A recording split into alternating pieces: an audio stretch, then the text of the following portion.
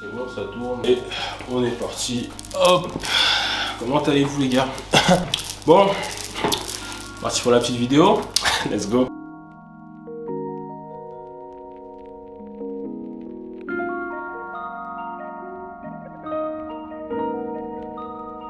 Aujourd'hui, on se retrouve pour une nouvelle vidéo. Les amis, comment allez-vous? Aujourd'hui, on se retrouve pour une petite vidéo assez cool parce qu'aujourd'hui, on va faire une vidéo, j'avais vraiment envie de la faire depuis un petit moment. Cette vidéo-là, comment vous dire, c'est une vidéo que j'attendais beaucoup sur YouTube de la part de mes autres confrères YouTubeurs, mais je me suis dit que bon, on va toujours mieux servir que par soi-même, donc c'est pour ça que j'avais décidé de la faire aujourd'hui. Vraiment, comme vous avez lu dans le titre, aujourd'hui, on va parler d'un topic qui est vraiment assez important parce qu'on va parler de vêtements. Vous connaissez mon amour pour les vêtements, je mets toujours en avant différents types de vêtements, que ce soit des accessoires, des pants, des t-shirts, des paires, etc.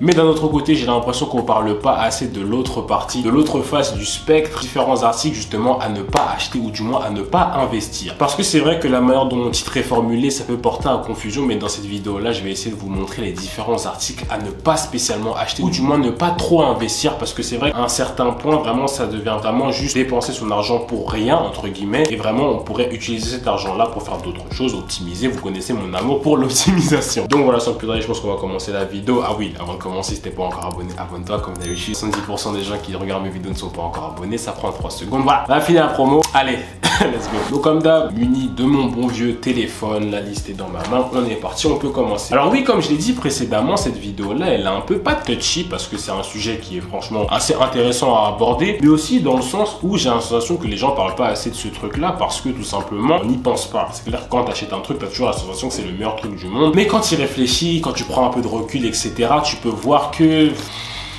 on va dire qu'on aurait pu mieux faire. Ah oui, je tenais à préciser aussi avant que la vidéo commence, ceci est purement subjectif. Franchement, ce n'est que mon avis. Vous pouvez trouver que des articles achetés à un certain prix en valent totalement le coup. C'est vraiment un truc qui est basé que de mon avis. Alors oui, Lenny, est-ce que tu as déjà acheté des trucs qui pourraient être moins chers, mais tu les as achetés beaucoup trop chers? Oui, totalement. Beaucoup trop de fois d'ailleurs. Mais c'est pour ça que je fais cette vidéo là, pour que vous évitiez de faire entre guillemets les mêmes erreurs que j'ai faites auparavant. D'ailleurs, si vous n'êtes pas d'accord avec moi ou avec différents points que j'aurais pu mettre dans cette vidéo là, n'hésitez pas à le mettre en commentaire. Ce serait vraiment un plaisir pour moi d'en discuter en commentaire. Mais du coup, on va commencer avec le premier article de cette vidéo là. Je pense que celui-là, vous le connaissez déjà. J'ai pas vraiment tergiversé 50 millions dessus. Il s'agit du t-shirt. Le t-shirt, c'est vraiment une situation où je pense que dans toutes mes vidéos, je dois au moins en parler au moins une fois, mais parce qu'il est super important, cette pièce là est un truc super important à avoir. Cependant, j'ai vraiment la sensation qu'on arrive à un point où on peut vraiment trouver tout et n'importe quoi sur internet. Dans le bon sens, parce que tu peux trouver vraiment des articles à 5 € comme des articles à 150 €. Mais du coup, comment faire la part des choses? Moi, j'ai vraiment la sensation avec mon expérience, avec les différentes pièces que j'ai pu acheter avec le temps, que à partir d'une certaine gamme de prix, il n'y a plus vraiment de différence en fait. Alors certes, c'est clair que si vous achetez votre t-shirt entrée de gamme à 5 €, ça va pas du tout être le même que celui que vous pouvez acheter à, je dirais, 15-20 €. Parce que franchement, il y a une différence de coton, d'épaisseur, de grammage, etc. C'est pour ça qu'il y a différentes marques que je recommanderais toujours comme Uniqlo qui ont un très bon rapport qualité-prix. Je pense que pour une douzaine d'euros, 15 € à peu près, vous pouvez trouver une gamme de t-shirts qui est vraiment ultra variée pour tous les goûts, etc. avec une bonne qualité, un truc qui est plutôt épais. Et c'est pour ça que je suis toujours un peu étonné quand je vois des t-shirts qui sont à 80 €, 150 € le t-shirt, etc. 300 € le t-shirt parce qu'en vrai, c'est toujours le même coton qui est utilisé. Et c'est à ce moment-là qu'il faut vraiment rendre compte qu'il y a toujours une partie name brand dans les pièces que vous achetez en fait. Parce que oui, certes, c'est clair que quand on passe d'une pièce de 5 à 10 €, il y a une différence. 10 à 20 €, il y a une différence. Mais pour moi, la limite, c'est 30 €. 30 €, 35 en fonction. Mais tout ce qui est au-dessus de ça, pour moi, je trouve que c'est vraiment juste purement marketing. Et c'est vraiment purement juste pour la marque en question et non pas pour la qualité, si vous voyez ce que je veux dire. En plus, on est réaliste. Un t-shirt, c'est un truc qu'on va changer fréquemment parce qu'il se tâche. Au fur et à mesure, la matière, elle s'effrite un petit peu en fonction du t-shirt que vous avez. Alors certes, il y a des t-shirts qui durent dans le temps, mais c'est une pièce fonctionnelle. C'est fait pour être acheté. Et quand on regarde ça de manière réaliste, on peut se rendre compte que juste 50 € dans un t-shirt ou 150 € dans un t-shirt, sur le long terme, c'est pas efficace. Ce qui m'emmène justement à mon deuxième point. On peut aussi très content d'en parler parce que ça commence à arriver la période où on a pu se rentrer dans le printemps, etc. C'est-à-dire qu'on va commencer à en voir de plus en plus, c'est les vestes en jeans. Les vestes en jeans, c'est un article intemporel, je pense que vous le connaissez à force, mais ce qui est super important aussi avec ces vestes en jeans, c'est la diversité. On peut en trouver toutes les couleurs, de différentes matières, avec des jeans un peu plus mélangés, du denim, etc. Je pense que vous pouvez voir la diversité qu'il peut avoir dans ces pièces-là. C'est pour ça qu'il y a aussi cette petite relation d'amour et de haine avec cette pièce-là, parce qu'on peut trouver vraiment de tout au niveau niveau des vestes en jean, notamment aussi des vestes en jean à 300 €, etc. Alors certes, c'est vrai que notamment les vestes en jean les plus connues, donc les vestes en jean Levi's, sont des vestes en jean retrouvées à des 100-110 €. C'est clair qu'en l'ayant testé, l'ayant vu, ayant des potes qui l'ont, mon frère a une veste en jean Levi's, etc. C'est vraiment une bonne pièce, c'est une pièce qui est résistante, durable. Après, est-ce que c'est souvent le meilleur rapport qualité-prix? Je suis pas forcément d'accord, parce que on peut vraiment trouver des vestes en jean qui sont souvent très qualitatives, mais justement pour le même prix. Parce qu'en fait, pour moi, il y a une limite dans le denim. Oui, on va avoir des denims de plus en plus résistants, mais à partir d'un certain point, est-ce que la veste en jean qui est à 300 €, et j'essaierai de vous afficher des images d'écran de veste en jean à 300 €, valent le coup qu'une veste en jean Levi's? Dans ces cas-là, non, parce que la veste en jean Levi's, elle fait autant le taf que la veste en jean que vous pouvez trouver là. Vous voyez, c'est un peu ce même rapport que je peux voir avec les différentes vestes en jean. Et aussi, pro tip, si vous voulez trouver des vestes en jean vraiment pas chères du tout, n'hésitez pas à aller en friperie. Les endroits de seconde main, les endroits un peu plus upcycling, etc. Parce que c'est des endroits où vous pouvez trouver des vestes en jean très qualitatives, mais comme les gens n'en veulent plus et les repassent, vous pouvez les trouver à des prix très bas. Du coup, voilà, c'est le petit pro tips, mais en tout cas, la veste en jean aussi, c'est un article. Voir avec votre budget, la manière sur le long terme dont vous allez le porter, parce que trop investir sur une pièce que vous allez porter qu'une partie de l'année, c'est pas forcément très rentable, et c'est pour ça aussi que je le mets dans cette vidéo là. On va continuer la vidéo avec un article qui est très spécial pour moi. Je crois que j'avais fait une vidéo sur ça parce que ça va revenir bientôt aussi quand l'été va commencer à arriver. Là, je vois il commence à faire des 21 degrés, donc ça c'est l'indice que ça va commencer à arriver. C'est les shorts. Les shorts aussi, c'est un article vraiment qui est très pratique parce qu'en été, quand il fait chaud, on a besoin d'un short, etc. Mais encore une fois, c'est vraiment un type d'article que je suis vraiment partagé, parce que j'ai pas forcément la sensation que cet article là, si tu augmentes le prix, encore une fois, la qualité peut être plus ou moins supérieure. Ayant eu beaucoup de shorts différents, j'ai la sensation que vraiment il y a un plafond de verre sur les types de shorts. On peut faire des shorts techniques, on peut faire des shorts en cargo, des shorts en tissu, etc. Mais il y a un moment, il y a une limite sur le tissu. Certes, il est heavyweight, certes, il est plus épais, etc.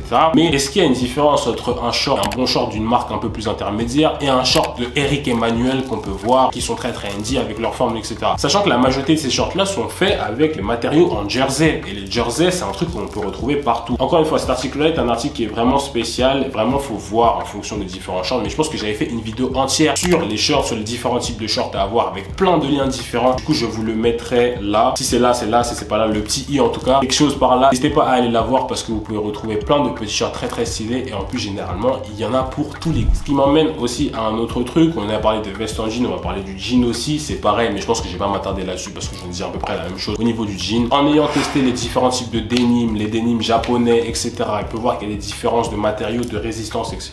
Et pour moi, quand on me sort un jean Amiri à 1000 €, on est fatigué. On est fatigué, voilà. Je dis pas que le jean n'est pas qualitatif, etc. Encore une fois, je pense qu'il y a un degré où, à partir d'un moment, au niveau efficacité, il y a une limite. Vous voyez ce que je veux dire? À un moment, quand tu as un jean à 80 €, pour moi, il peut très bien faire le taf qu'un jean à 150, 300 €. Vous voyez ce que je veux dire? C'est à peu près la même chose. Alors forcément, les jeans Levi's, c'est des trucs qu'on peut retrouver avec un certain prix, et même des jeans un peu plus under de Radar dans les différentes marques indé, etc. Des trucs qui peuvent très bien faire le taf, et pourtant le prix est assez réduit. Du coup, voilà. Je vous invite aussi à voir vos petites recherches. Comme d'habitude, c'est vrai que je vous linkerai des petites vidéos ou du moins des petits liens pour vous aider dans votre sélection de jeans comme d'habitude. On va passer aussi à un autre type de vêtements aussi au niveau des vestes. Les vestes aussi, c'est un truc qui est super important à avoir. Mais notamment, s'il y a bien un truc que j'ai remarqué au niveau des types de vestes, ça aussi c'est un petit pro tip si vous voulez investir dans ce genre de vestes là. Je vais bien sûr parler des vestes en nylon, plus précisément les vestes entraîneurs. Alors les vestes entraîneurs, c'est une veste qui est très cool vraiment, et c'est un truc qui est super important à avoir si vous n'avez pas cette veste là. Je vous conseille d'avoir un type de modèle comme ça. Mais si je me suis bien rendu compte d'un truc avec les vestes en nylon, c'est que en fonction de la veste que vous prenez, certes au niveau des finitions il peut avoir une petite différence, mais je me suis rendu compte que le nylon en lui-même, quand vous voyez porté, là c'est vraiment purement porté, parce que certes le design c'est pas le même, etc., mais purement porté, le nylon reste toujours un peu pareil. Vous voyez ce que je veux dire? C'est pour ça que je vous conseillerais toujours d'opter vers des vestes un peu plus intermédiaires, parce que ces vestes là, purement au ressenti, vous n'allez pas vraiment voir de grandes différences majeures en ayant une veste en nylon qui est vraiment à 150 € et une veste en nylon qui est peut-être à 40, 50 € peut-être au niveau de chez Carhartt, etc. C'est pour ça que je vous conseillerais toujours, encore une fois, de regarder, de voir en fonction, de tester et de vous rendre compte que en fonction du prix que vous pouvez avoir, parfois vous pouvez un petit peu, je dirais pas sous-estimer certaines marques, mais vous dire que en fait ce serait peut-être une meilleure option. On va passer à des types d'articles qui m'ont vraiment mis la puce à l'oreille sur cette vidéo là, en fait littéralement, parce que c'est vraiment en voyant ces articles là que je me suis dit mais en fait pourquoi personne ne fait des vidéos là-dessus. Et je vais bien sûr parler des différents accessoires tels que les chaussettes. Les chaussettes pour moi c'est un truc, c'est purement pratique. Alors certes tu veux être à l'aise sur tes pieds, et ça c'est un truc que j'ai pas encore testé, donc c'est pour ça que pour moi c'est vraiment une interrogation. C'est pour ça que je voudrais que vous me répondiez en commentaire. Parce que pour moi, des chaussettes à 50, 60 euros, 80 euros, c'est pas très rentable. Vous voyez ce que je veux dire? Alors, certes, je sais qu'il y a des marques comme Acne Studio, ils font des trucs comme ça. Vêtements, je m'en souviens à l'ancienne. Plein de marques comme ça qui font des paires de chaussettes qui sont sûrement qualitatives. J'en ai aucune idée parce que j'ai pas encore testé. Mais purement rapport qualité-prix, il y a des chaussettes, je sais pas moi, Arquette, les Nike. Parce que moi, vraiment, vraiment pro Nike, j'ai envie de vous dire, mais c'est parce que ces chaussettes-là font le taf. Je sais pas, 15 balles, t'as un lot de 3. Peut-être c'est le rat en moi qui parle, mais voilà. En tout cas, voilà, c'est pour vous dire que ces chaussettes-là, encore une fois, c'est un truc, pour moi, je vois pas spécialement l'utilité d'acheter des chaussettes qui sont ultra chères. Sachant que le pur, encore une fois, ça va potentiellement s'utiliser, s'user, etc.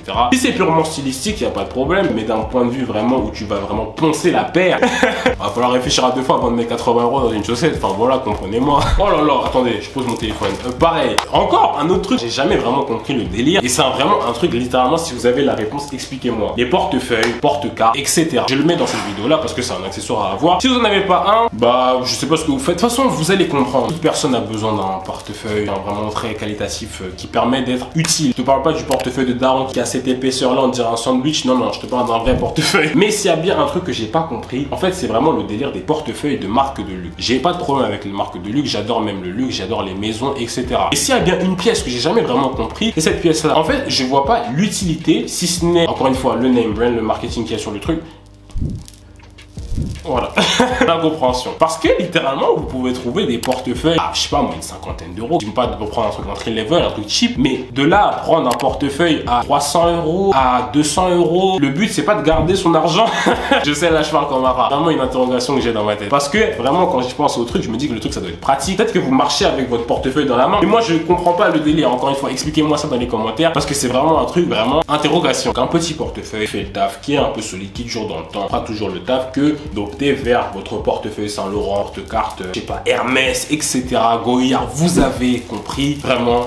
Expliquez-moi. Et enfin, on va finir la vidéo avec un dernier article. Un article aussi, j'en avais pas pensé au début comme ça, mais après avoir réfléchi, je me suis dit que ce serait pas mal de le mettre. Encore un accessoire, les casquettes. Les casquettes, c'est vraiment un truc super important à avoir. Vous allez voir, parce que le soleil commence à arriver, etc. C'est un truc super important à avoir, mais on n'en parle pas assez. Parce que moi, j'ai la sensation aussi que les casquettes, et encore une fois, c'est un truc que j'ai hâte de tester dans le temps. Si vous avez testé, encore une fois, n'hésitez pas à me dire ça dans les commentaires. J'ai vraiment envie de savoir la différence entre une casquette, par exemple, entry level, genre je dirais New Era, parce que New Era, c'est quoi, une trentaine d'euros, ça fait le taf, et une casquette à 100, 200. Parce que j'en ai vu quelques-unes traîner par-ci par-là, mais je vois pas vraiment la différence entre ça. Parce qu'en fait, j'ai la sensation qu'avec tous les différents matériaux qui sont utilisés sur les casquettes, je sais pas comment on pourrait pimper une casquette. Vous voyez ce que je veux dire? Dans le sens où, en fait, c'est toujours le même truc, le même coton, le même tissu, etc. Donc, je me dis que autant opter vers une casquette qui est un peu plus simple, comme les New Era, à un prix relativement correct. Vous savez, une trentaine d'euros, quinzaine, vingtaine, etc. Parce que c'est un truc qui est censé être utile à être utilisé dans le temps. Pour moi, déjà, 50 balles. Allez, bon, on va monter à 60 euros parce que je sais qu'il y en a, vous êtes des drippers, vous aimez vos casquettes un peu, hein, d'accord? Genre, il y a un degré entre le niveau pratique et le niveau stylistique. Franchement, je pense qu'il faut essayer de faire la part des choses, voir en fonction de ce qui vous plaît, de ce que vous pouvez considérer comme utile, pratique, que vous pensez aussi vous-même de l'intérêt de vos vêtements. Et en fonction de tout ça, je pense que c'est comme ça qu'on peut qualifier qu'une pièce est utile ou non. Donc voilà, c'est déjà la fin de cette vidéo, les gars. J'espère qu'elle vous aura plu. Comme d'habitude, c'était un plaisir de vous présenter ces différents types d'articles que je considère un peu comme pas très smart d'investir trop d'argent dessus. Alors encore une fois, c'est purement subjectif, ce n'est que mon avis. N'hésitez pas à me dire tout ça en commentaire. Si vous n'êtes pas d'accord ou si peut-être j'ai oublié une pièce ou un truc comme ça, n'hésitez pas à me dire tout ça en commentaire. Comme d'habitude, si la vidéo t'a plu, n'hésite pas à mettre un petit pouce bleu à la vidéo. N'hésite pas à me suivre sur tous les différents réseaux sociaux, notamment Instagram, c'est le réseau social sur lequel je suis le plus actif. C'est là où je poste, c'est là où je réponds à vos questions, vous me posez des questions, c'est toujours cool, on est en famille. Donc voilà, n'hésite pas à me suivre là-dessus. Mais comme d'habitude, Vinted, TikTok, la totale, c'est dans la description. N'hésite pas à t'abonner à la chaîne si tu l'as pas encore fait. Si tu n'es pas encore abonné, c'est très simple, descends juste en bas, tu cliques sur le bouton rouge, tu actives la cloche, c'est rapide, c'est gratuit, ça fait plaisir. Merci pour la force que vous me passez sur les réseaux, ça me fait toujours plaisir. La communauté grandit de jour en jour. Je tiens encore à préciser que 70%, et même plus de 70% des gens qui regardent mes vidéos ne sont pas abonnés. Donc si t'es pas encore abonné, vraiment n'hésite pas à le faire, c'est rapide, c'est gratuit, ça prend 3 secondes et en plus, mettez où. Du coup, nous, je pense qu'on va se retrouver la semaine prochaine pour une nouvelle vidéo et d'ici là, pour moi, je vais vous dire comme d'habitude, à la prochaine.